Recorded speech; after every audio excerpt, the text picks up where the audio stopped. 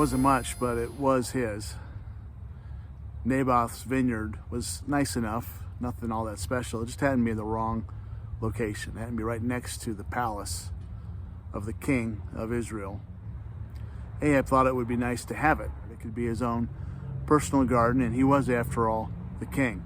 Naboth had an interesting perspective on life. See, this plot of land had belonged to his dad and his granddad and his great-granddad and multiple generations before. It had been given to his family when the Israelites settled Canaan. When the land was divided up, it was an inheritance. It wasn't just his ancestors, it was his descendants. This was the place to worship God, the place where his children and their children and their children would worship God.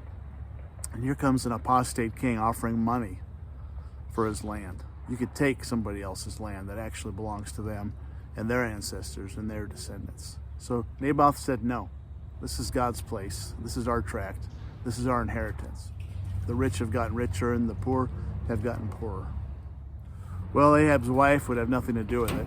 You're the king after all. You're going to let this little guy push you around? And so she said, let me take care of it. And he stepped aside, and she did.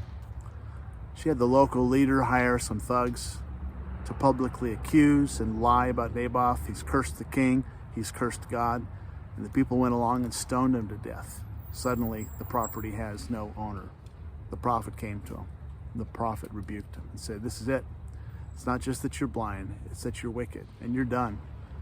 The very place where the dogs licked up the blood of the stoned body of Naboth will be the same place where your blood will be licked up by dogs. Say a prayer saying, in Jesus' name I ask this,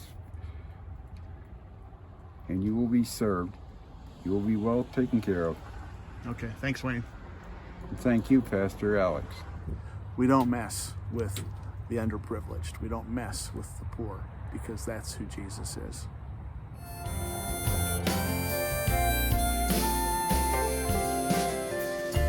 Across the finish line, life just passed me by, and I could never enjoy it.